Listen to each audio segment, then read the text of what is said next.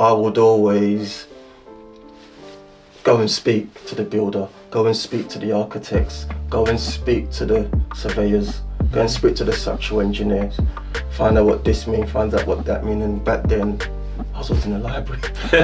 We didn't really have the internet as such. No, I'll just go to a building site, I'll go to the site manager and even if ask questions. Yeah, I just walk up to the building site and say, I'm a student.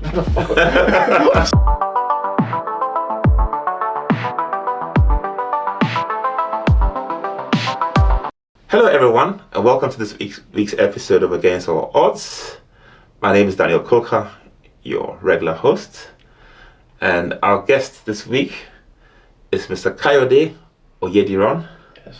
Kayode is a property developer, a UK-based property developer, and someone who has an amazing story, and actually got introduced to Kayode through my good friend Daniel Meikle. So Kayode, welcome to our podcast. Thank you for having me.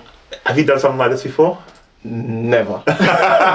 This is my very first time of anything like this. Okay. Are you okay? Very relaxed? Chill? Yes, I'm fine. Okay. Thank you so much for inviting me. And you're very welcome once again. And Kayode, tell us a bit about your journey into property development. Because we had a conversation off camera. It was very insightful.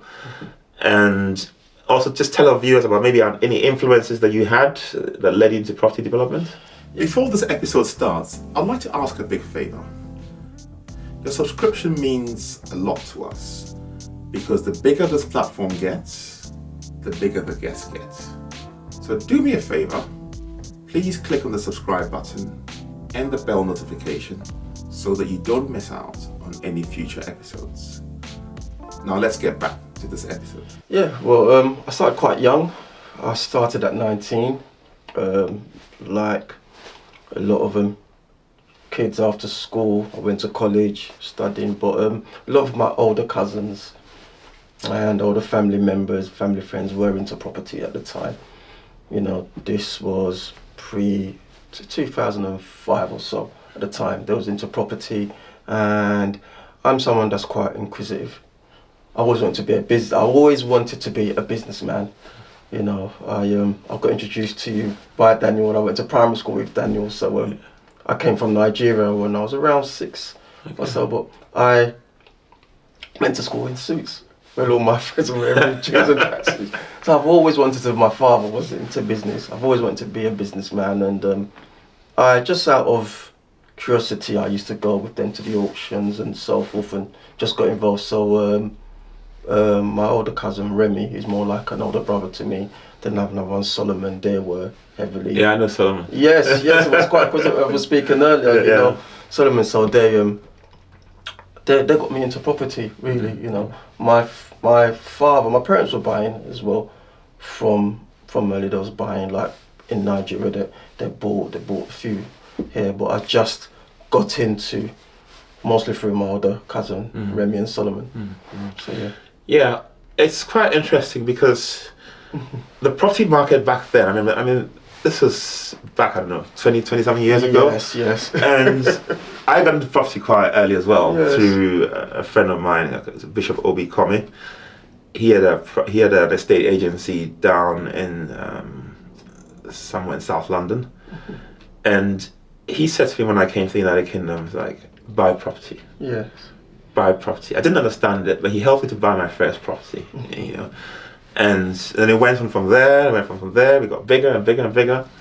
And I remember back in those days, there were afternoons we'd drive and buy 3 properties at a go. Yes. But you can't do that now. You can't do that now, no. I remember back in those days we used to go and look for a dilapidated property and knock at the door and have a conversation, but you can't do that now. You can't. No, you can't do that now. But starting there was quite fun because it's almost like I discovered something that my friends didn't have, that my friends didn't know, and it was nice to share the experience. And a lot of the time, nobody really wanted to get into debt. I was thinking, I'm not taking on that mortgage, 30 grand mortgage for 25 years. It sounded ludicrous at the time because it wasn't for Solomon and Korolodu and my other cousin Remy Shola, I would not. There was the driving force behind me. You know, because I wasn't like a grade A student. You know, I wasn't a grade A student, and I come from my family were okay in Nigeria. You know, they was okay, and my father went back to Nigeria when I was 13, and there was 6 kids. Okay. Yeah, 6 kids. What position are you in? I was number 2. Number 2, okay. Yeah, I'm the first son. Okay. So, and I came from quite a connected family in Nigeria. So, I had to grow up quite early because the first son, you step. So, I had those pressures that I always wanted to do. And then I wasn't somebody that loved books, like could study for ages. No, I'm someone that, okay, look, this is how we've got to do it. Let me find a person that likes to study, likes to focus on this. I'll find a need. Okay. Then I'll try to find a team to fulfill that need. Yes, Yeah. that was always me. That was always me, and I saw with property. Mind you, I was always even while I was at college, I was selling watches. I was going to come to that actually. Yes, as I was talking earlier. Yeah. So I understood quite at an early age. I think it was. I've always been in South London. I grew up in New Cross, but I also I always mixed with other people at other colleges, and if somebody came from a different area, they came to my college, I'd go with that guy to his area. I think I was never like a big chap. I was never like 6 foot or anything. So I can blend quite easily in different areas because I didn't have an intimidating look, anything like that. So to my advantage, that allowed me to just have different social circles. You know, it allowed me to have different social circles and different social circles. It just broadened your mind. And I like travelling. I love travelling, so that really helped, you know. Okay. That really helped. Okay. So for a property developer, I mean, I like I said, I've also been involved in property, and I can look at a property and see the potential, you know, and what it could be and all that. Yes. What are some of the attributes that you think have helped you? Because I mean, you sort of started out selling watches and all that, Yes. got interested in property. But I know you worked on some developments where you've converted buildings, one bedroom units, or units into flats and stuff like that. So, What is your thought process when you see a property as a blank canvas? And I mean, what can you see? How can you see what it could become, if I can put it that way? I love architecture. I love old buildings. I love taking ruins, and I think, like I said, I wasn't great in school, so I suffered dyslexia. So I literally, the schooling system, I wouldn't say I was a rebel, but I loved English. Okay. But they always said to me, oh well, because you're dyslexic, you can't get very. But I loved English, so I went to Lewisham Library on my own. I didn't tell my friends because it was a bit embarrassing. I went to Lewisham Library on my own, and I started because I wanted to at least get a C in English because it was, you know, and I love humanities. So I think that ability to think outside the box to solve a task is what I bring into properties. I sort of bring that skill into properties to look at a building and say, right, this can be what, you know, is going to. If you see a blank canvas, see a ruin, you know what. First of all, you have to know who you're appealing to, the demographics of that area, you know. So you know. So it's just, I just find it quite easy. It comes to me quite naturally, to be honest. You know, it comes to me quite. If that answered your question. Because I've never really gotten into property development proper, as in converting things. I mean, I bought property, done it up, rented it out. Yes. Absolutely loved that. Yeah.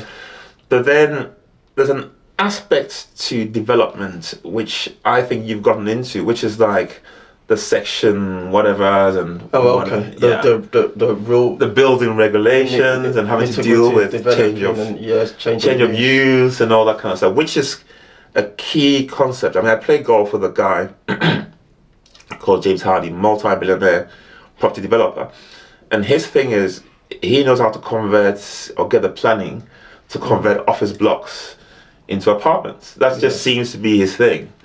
You know, and he's got hundreds of units, you know, in Luton through that knowledge. Okay. You know, so how did you, I mean, being dyslexic and everything, how did you learn the building regulations, you know, dealing with councils and all these kind of things, you know, that helped you to grow your business?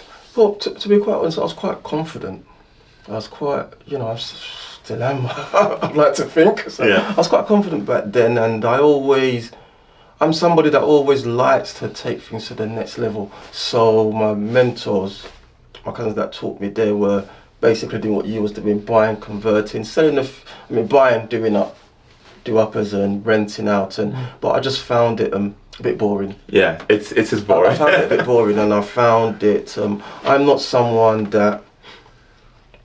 I don't know. Even with money, I'm not someone that likes to have. I've got X amount in my bank accounts. No, I'm someone that, okay, what can I use that X amount for?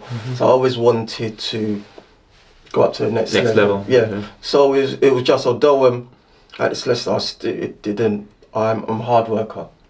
I'm someone, okay, you may be a grade A student, but I'm going to go for the first class and I'll get a 2-1 pure from hard work. And I aligned myself. I was quite lucky where I grew up in New Cross. A lot of my friends were builders. Okay.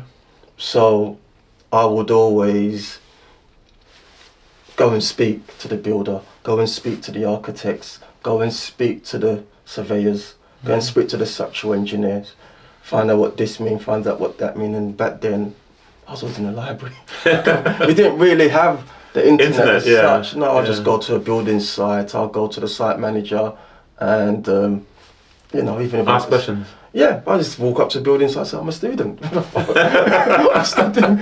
And it's ask questions because I was inquisitive. Okay. You know, ask questions, and it just allowed you to see. And then sometimes I'll go to the council offices and have conversations. You know, back then you could have conversations because the planning was not as busy. You'd have somebody say, okay, even before paying this, I'm a novice, I want to do this. Can you please? Now you've got to pay, like, to get pre-applications, like, to, but you could have a very brief conversation back then. So it was just making myself available to the right people, really, and knocking at doors and keep knocking and keep knocking. You know, one key thing that you mentioned there is the fact that, you know, that's what this whole podcast is about against all odds, people who are doing things against all odds. And you could have looked at the situation and said, look, I have this dyslexia, you know, and I'm not really a book person, right? And you could have felt that life was against you. You know, the odds were kind of stacked against you. But you didn't think that way.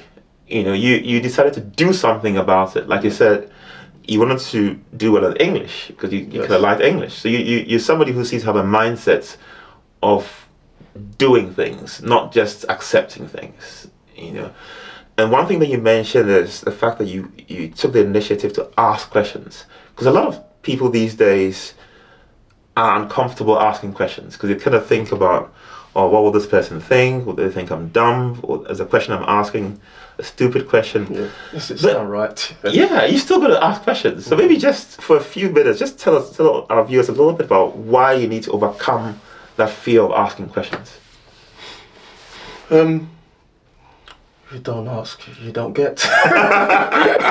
It's as simple as that. Really, you've got to ask. I'm not ashamed to say I don't understand what you're saying. You know, I've been in meetings with very intimidating bank managers and the head of this asset management, head of this, we're working on a multi-million-pound project and my company's part of it. And I just say, I don't understand. Say it in layman's terms. There's nothing wrong with that. We all, we all like to say how I don't know, blow our own trumpets, how smart we are. You go in some of these meetings and just find out that everybody's trying to show how knowledgeable they are over the other person. And it just gets laborious. Yeah. You just say it in plain English. So that's you have to understand. You have to. What are some of the challenges that you've experienced in the property business? I mean, the property business today is very, very different to. Yes. I mean, I just had to do my tax returns this week, and I was like, jeez. Yeah, I know. I mean, you can't been doing even. mine since December. You can't even deduct mortgage interest payments from rent, which is like just. It's crazy. Doesn't make sense. It's unheard of. It's unheard of. It doesn't make any sense. Yeah.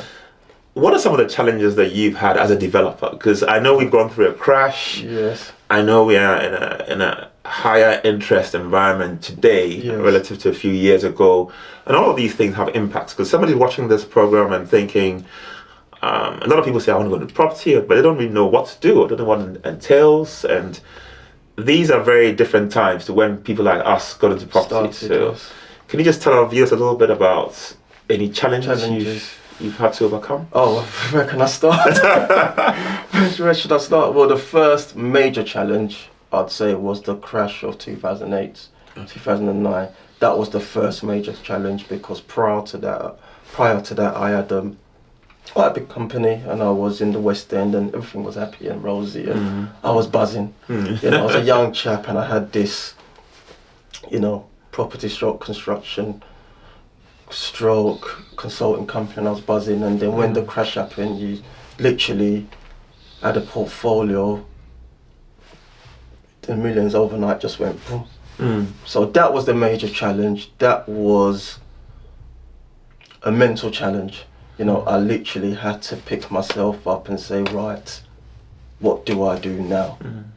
What do I do now? When it's almost like you're being stripped back of everything, because when you when you have a business, you are the market. You are people. Sometimes they just buy into you because you have an office in the right location, because you have several staff, and it was a mental challenge. I had to literally say, right, go back, work backwards. What could I do to improve myself? And if this happens again, what can I do? So, I'm someone that likes to talk. I like to talk, and I like to connect with people. I spoke with a lot of older gentlemen to get advice that was in the property market, and we spoke. Then we just worked backwards. What happened in the Thatcher times, the same sort of cycle. So there's a possibility it's going to come again. So I decided to go to go back to university and retrain and train as a surveyor. Okay. Because I thought to myself, okay, when this happens again, I want to be in a position. I might be in my 50s. It's happened again. If I don't want to property develop, if I don't want to do that again, what do I do in the same industry? Okay. And I noticed a lot of surveyors were very busy. At that time, it was extremely busy. So surveyors make money with either way. So I said, you know what I'll do? I won't be because I was looking social. I didn't want to really do business analyst or anything like that. I didn't want to do property management. I said, what can I do in the field that I know? I've been at the time was probably like 15 years. I was in the industry. I said, all right, I'll train as a surveyor. So if the crash happens again, I'll still be in work, and I can do consulting. So doing that degree, and I am actually again. I said, right, I'm gonna go for first. I may not get first, but I've got 2-1. So that's just me. That's just the driving force. I don't like to do things by half measures. I don't believe in obstacles. It's about you, regardless of whatever difficulties you might. There's always a way around it. So so going to uni, that helped me with that first challenge, and then. Second challenge, I'll say, what's been happening of recent, with the interest rates. Because of what I experienced during the first crash, because I was very exposed. Yeah, I was very exposed. I was very goal-getting. I was very, again, I was in a booming market. It's a booming market. So because of that overexposure, I decided this time, right, is I've got a much smaller company, and the infrastructure is a lot smaller. I'm not going to be that overexposed, so I slow down on the developing side, because obviously we don't know what the impacts. So you could have a development of, I don't know, 20, let's say 20 or 10 units, and the price of timber goes up. But you're still doing this project in 18 months and the interest have gone up. That's going to really reflect on your gross development value. So I decided to scale back on developing and push more on the consulting side. So, and I was just basically with my clients saying, look at your portfolio, look what you want to do. To other developers, do you really want to do this project at this time? You're going to be in there for 18 months. Let's look at another project you can do. What is the area plan? What is the council development plan? You know, what is happening with the elections coming next year? Yeah. It's an impact. Because what a lot of us don't understand with property, it correlates with others, with other events, you know, other events that are going on. We almost, property allows you to know a little about a lot of different subjects, you know. Yeah, so that's been the main challenge, and that's really pushed the consultancy side a lot, and I've been able to help other developers with that. Oh, okay. So, question for you, to our viewers, people watching who might be renting, okay, Yes. what can you tell them to encourage them to maybe one day aspire to be homeowners? Because some people are just caught in this rental bubble and just stay in that rental space. But do you think it's better to be a homeowner than just to be a renter? Well, in the UK, where we have this big push to be homeowners, don't we? You know, like other parts of the continent, like other parts of Europe, it's okay.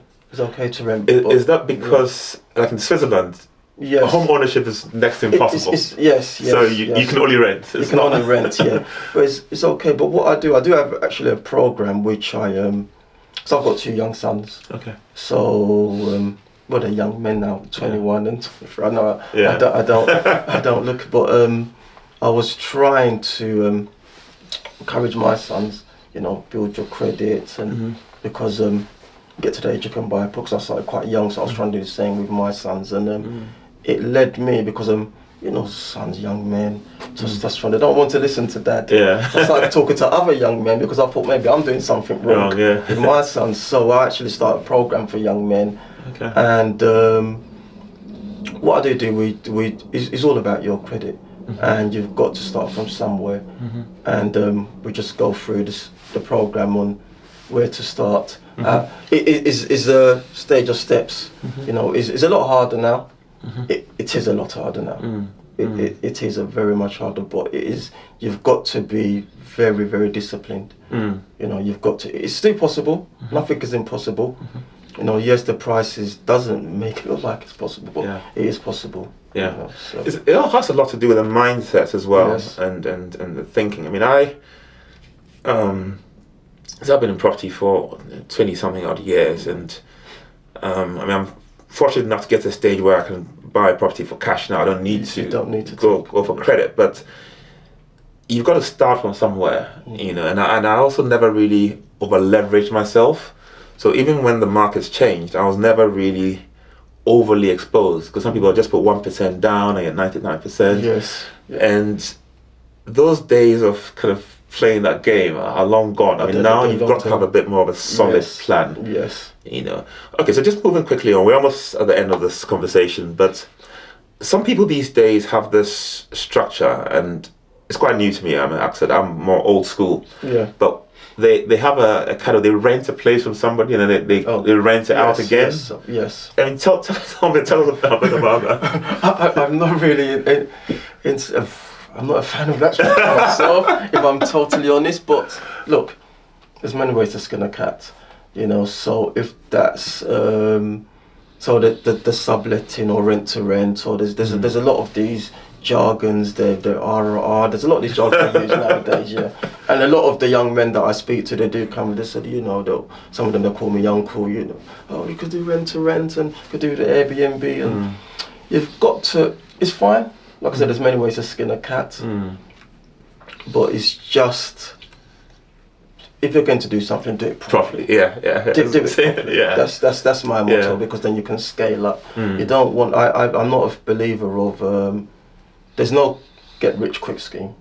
You know, there is no get rich quick schemes, and this is what I try to tell the young men that I speak to. I try to get onto my program in terms of, it's just with properties, you've got to understand we live on an island, so there's going to be a premium. In England, we live on an island. It's not like where you've got America. We've got land mass.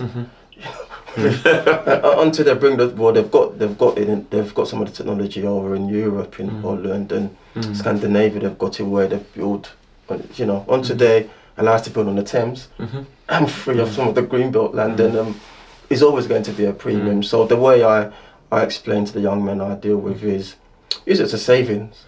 Use it as a savings pot. So yes, the asset will need managing.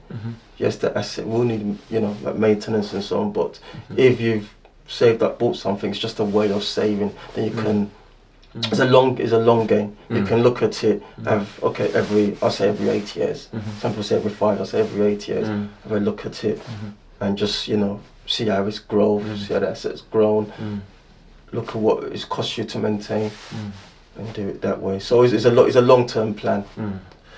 Fantastic. So guys, what he said is save. Learn how to save. A little bit of time, have a plan, and eventually put it all in place, right? Yes. Okay.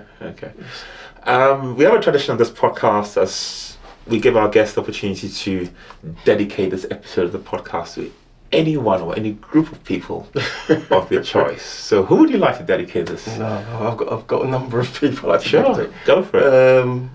I dedicate to my family, to my mother, my wife, my sons, because he's then gave me the driving force to actually start talking to young men. Friend Daniel Meikle that actually introduced us. Yeah. And Daniel's a great guy. Badgered me to come on. Said you've got a story to tell. I said no, I'm not sure if it's for me, but yeah. And it was good meeting you. We have mutual friends and we I know. It's such a small world, right? So so Fantastic. I mean, I've thoroughly enjoyed this, especially because I'm also in the property business, and we have a few things and a few friends as well in common. So it's fantastic. So ladies and gentlemen, if you've enjoyed this episode, I'd like you to leave some comments in the comment section below. I'd also like you to subscribe, share this content, and help us to build this platform. Because the bigger the platform gets, the bigger the guests get. And you have no idea the impact that somebody's story could have on your life or somebody else's life. So all we're asking you to do is to help us to build this platform so that people like Kayode can share their stories and inspire the next generation. So Kayode, thank you very, very much. Thank you for having me. Thank you very much. Thank you for